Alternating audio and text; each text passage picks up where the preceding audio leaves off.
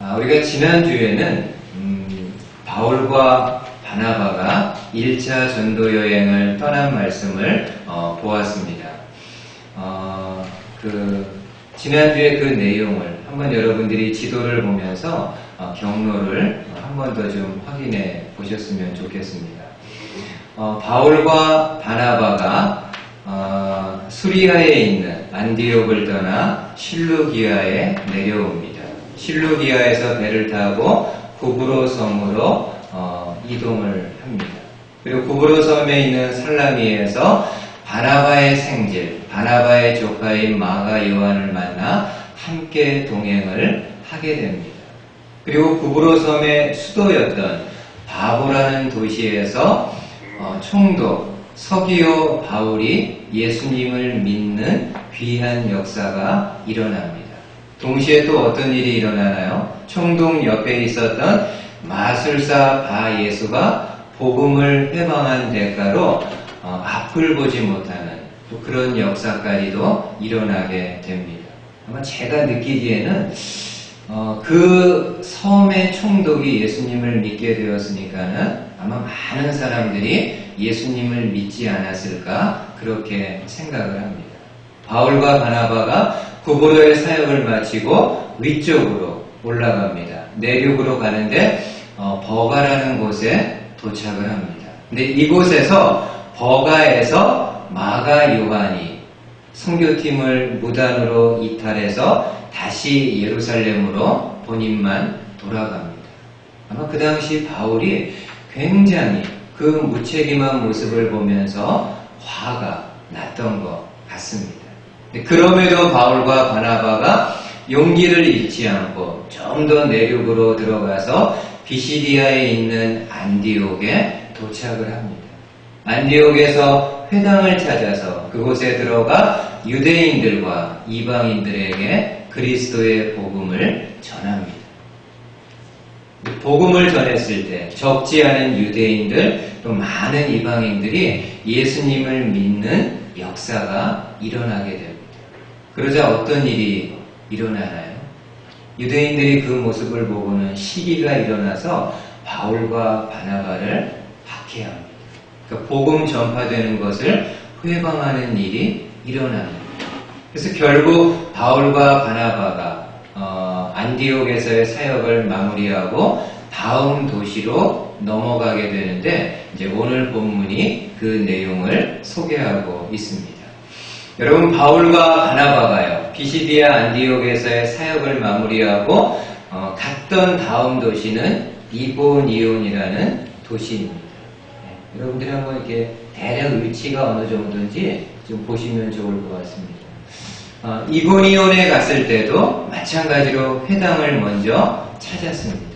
다행히 회당이 있어서 그곳에서 유대인들과 이방인들에게 복음을 전했고요. 또 감사하게도 적지 않은 유대인들과 또 이방인들이 예수님을 믿게 되었습니다. 참 감사하죠. 네, 감사하죠. 그 다음에 여러분 어떤 일이 일어났을 것 같습니까? 계속 반복되는 사이클입니다. 유대인들이 복음을 반대하는 유대인들이 그 모습을 보고는 또 마음에 시기가 나서 바울과 바나바를 핍박합니다. 근데 이고니온에 있는 유대인들은 좀 감교한 그런 자세를 취합니다. 본인들이 정면에 나서가지고 바울과 바나바를 핍박한 것이 아니라 본인들은 뒤로 이렇게 숨고요. 이방인들의 마음을 충동해서 바울과 바나바에 대해서 악한 감정을 갖게 합니다. 참 간사하죠.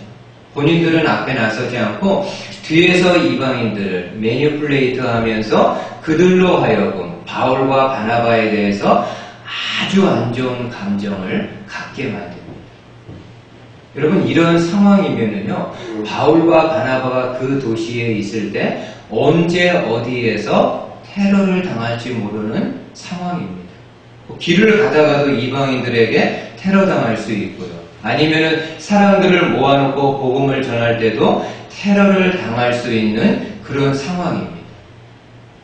이런 상황이라면, 이런 분위기라면은 어떻게 해야 될까요? 일단 도시를 좀 떠나는 게 낫지 않을까요? 나중에 이 도시를 도모하고 일단은 좀 피하는 게 상책이 아닐까요? 근데 바울과 바나바가요, 이렇게 했음을 말씀합니다. 3절 한번 보세요. 두 사도가 오래 있어 주를 힘입어 담대히 말하니 주께서 그들의 손으로 표적과 기사를 행하게 하여 주사 자기 은혜에 주님의 은혜의 말씀을 증언하시니. 여러분, 바울과 바나바는 당장 이곤이온을 떠난 것이 아니라 이런저런 박해, 테러의 위험, 핍박이 있었지만은 그럼에도 담대히 그리스도의 복음을 전하게 됩니다. 그렇게 할 수 있었던 이유는 뭘까요? 주를 힘입어. 주를 힘입어. 여러분, 세상 모든 사람들은요, 하나님을 힘입어 살아갑니다. 내가 인정하든 인정하지 않든 하나님을 믿고 안 믿고를 다 떠나서 정말 정직하게요, 모든 사람들은요, 하나님을 힘입어 살아갑니다.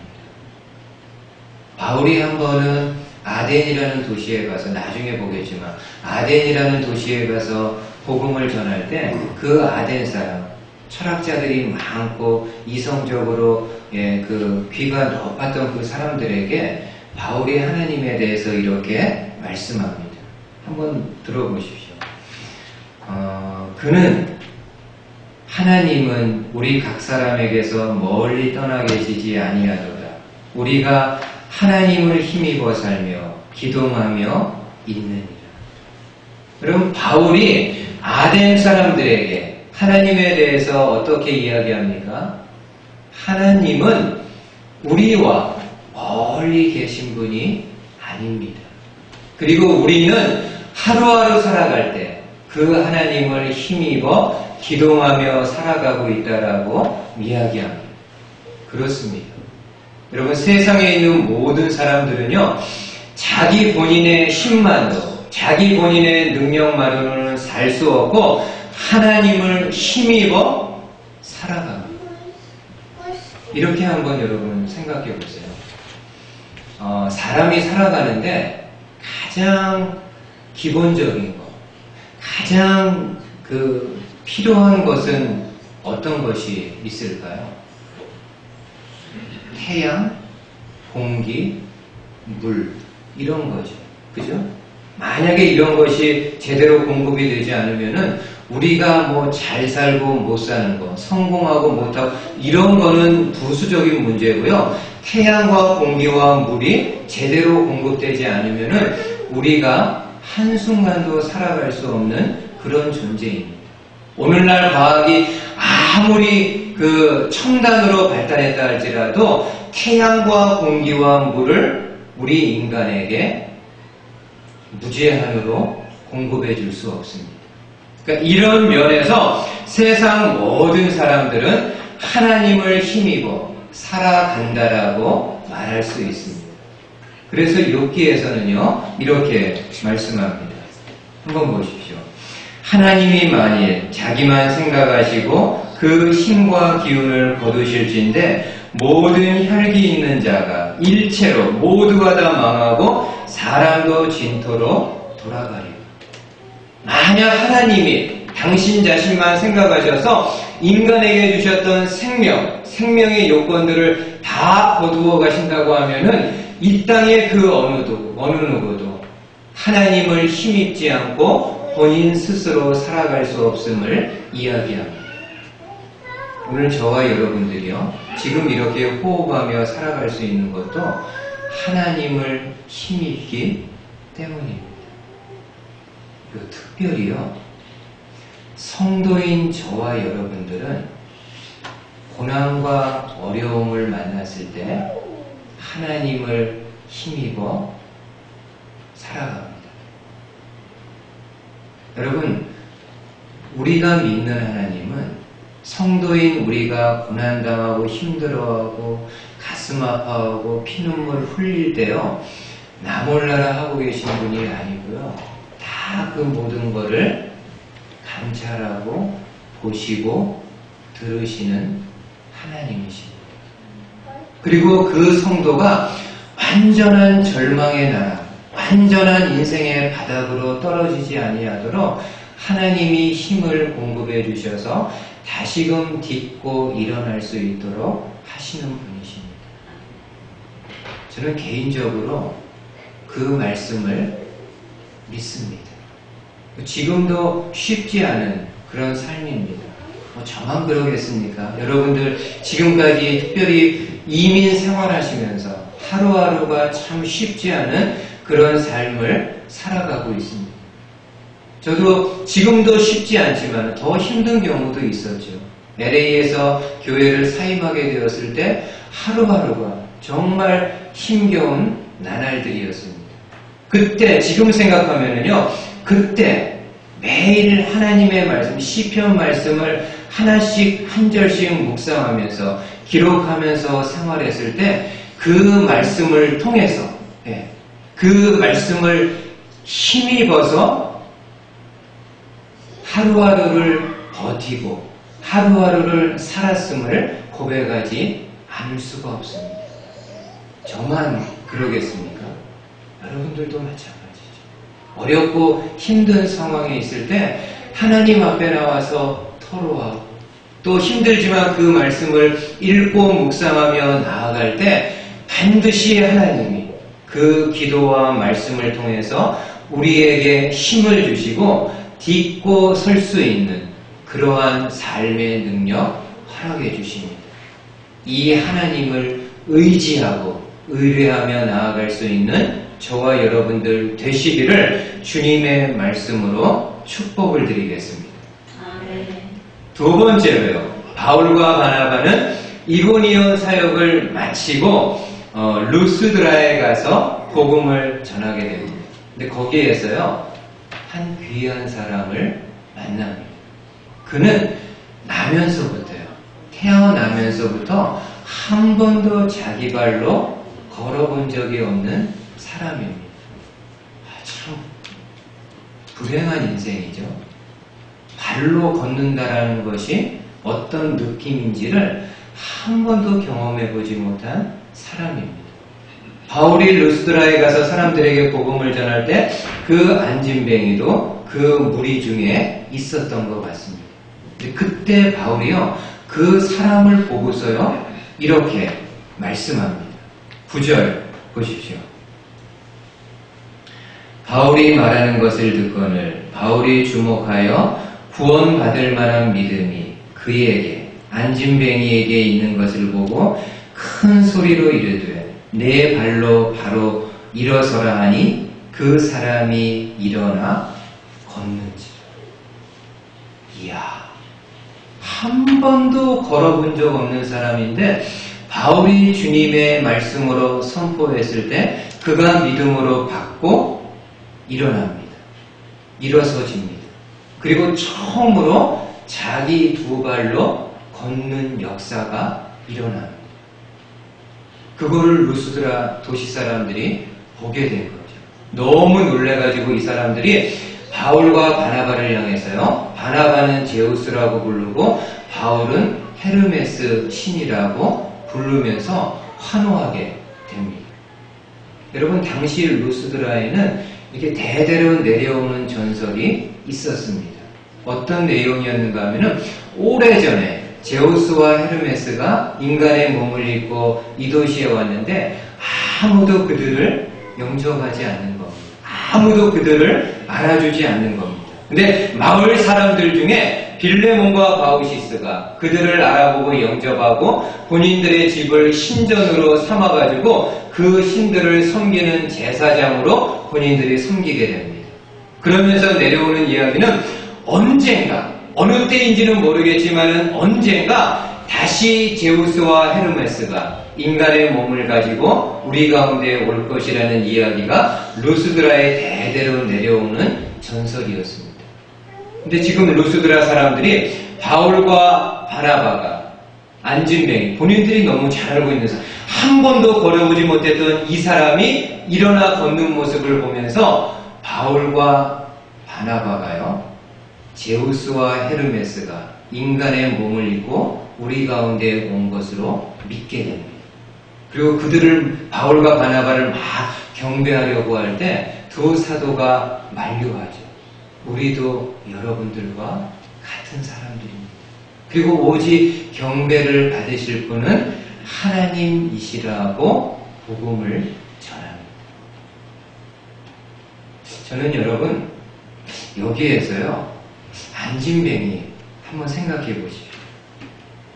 바울은 루스드라 사람들에게 복음을 전할 때 특별히 이 안진뱅이에게서 무엇을 보았다고 말씀하나요?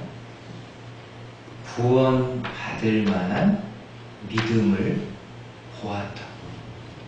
구원받을 만한 믿음을 보았다. 과연 바울이 본 구원받을 만한 믿음은 어떤 걸까요? 믿음이라는 것은 다분히 추상적이라서 눈에 띄지 않는 건데, 도대체 바울은 그 안진뱅이에게서 어떤 구원 얻을 믿음을 보았다는 걸까요? 저는 개인적으로 이 부분은요, 더 많이 공감했습니다. 여러분, 제가 목회자로 부족하지만 말씀을 이렇게 계속 전하다 보니까는요, 듣는 사람들의 표정이나요, 말씀에 반응하는 모습을 보면은 그가 얼마나 말씀에 관심이 있는가를 알 수 있습니다. 물론 눈에 보이는 것이 다는 아니라 할지라도 말씀을 이렇게 전하고 또 듣는 사람들의 어떤 표정이나 태도나 그 풍기는 그 이미지, 뉘앙스, 이런 것들을 보게 되면은요, 어느 정도 이렇게 마음으로 느껴집니다. 여러분, 영적인 일에 관심 있는 사람, 하나님의 말씀에 관심이 있는 사람은요, 주의 말씀을 들을 때요, 경청합니다. 정말 경청해요. 경청이라는 단어 참 좋아합니다. 경청해요. 두려운 마음, 하나님을 경외하는 마음으로 그 말씀을 듣습니다. 인간적으로 볼 때는 목회자가 설교 준비해서 여러분들에게 전하는 거고, 여러분들은 그냥 사람의 말을, 목회자의 말을 듣는 것처럼 생각할 수 있습니다.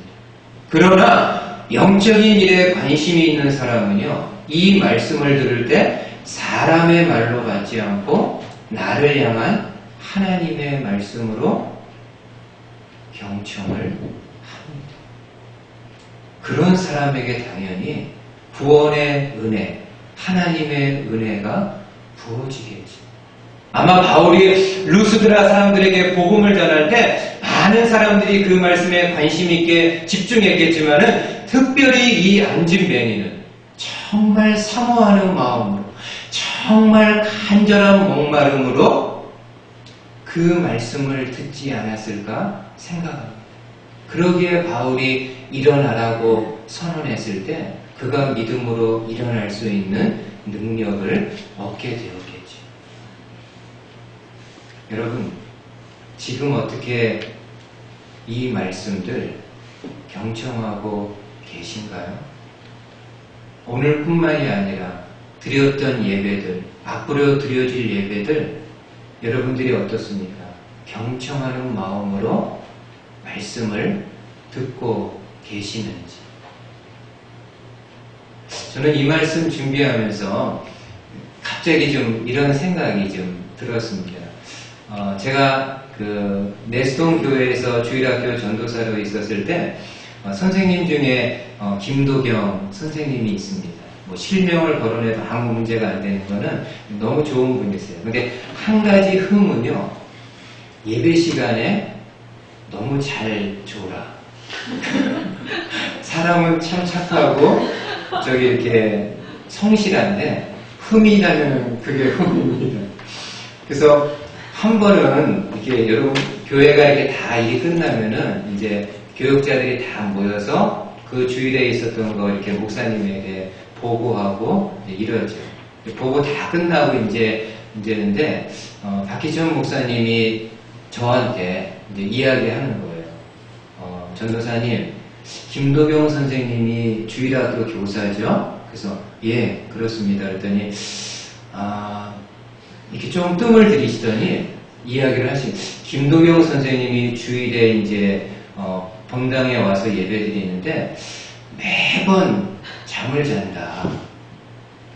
내 설교가 긴 것도 아니고 박희정 목사는 20분밖에 설교 안 하거든요.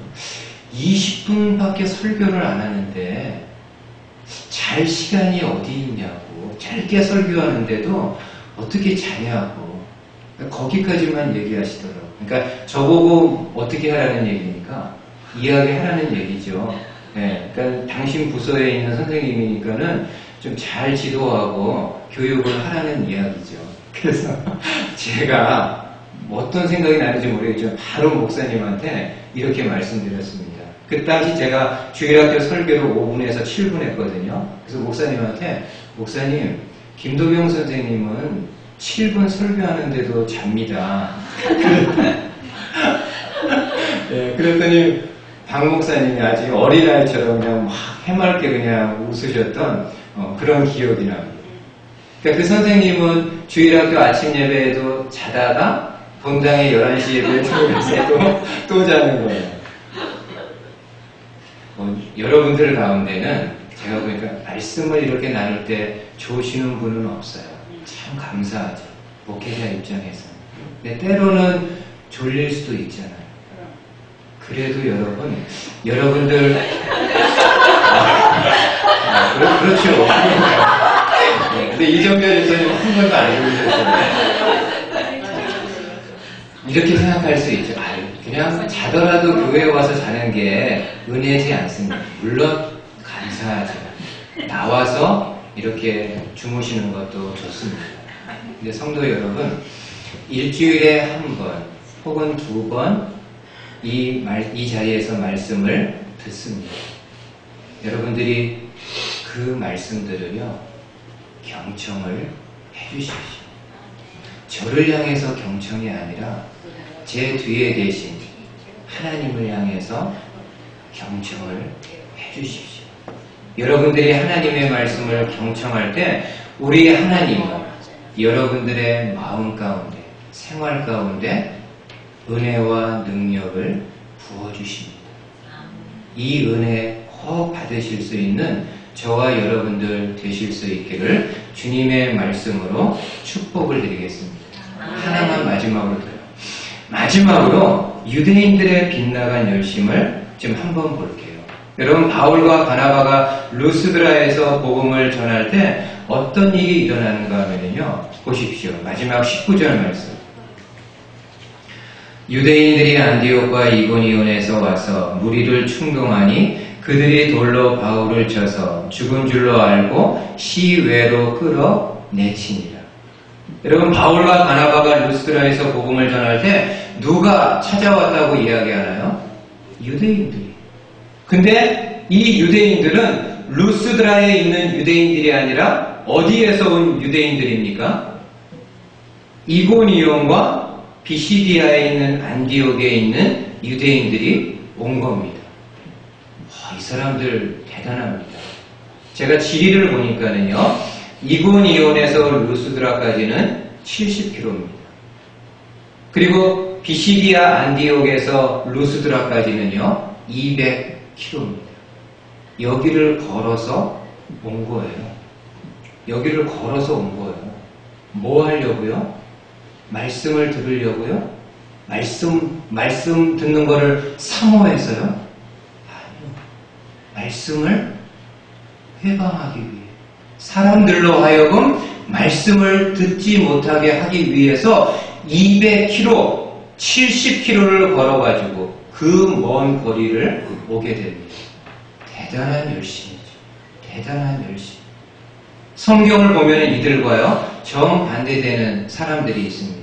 솔로몬 왕 당시에 누가 솔로몬을 찾아왔는가 하면은 스바 여왕이 찾아왔습니다.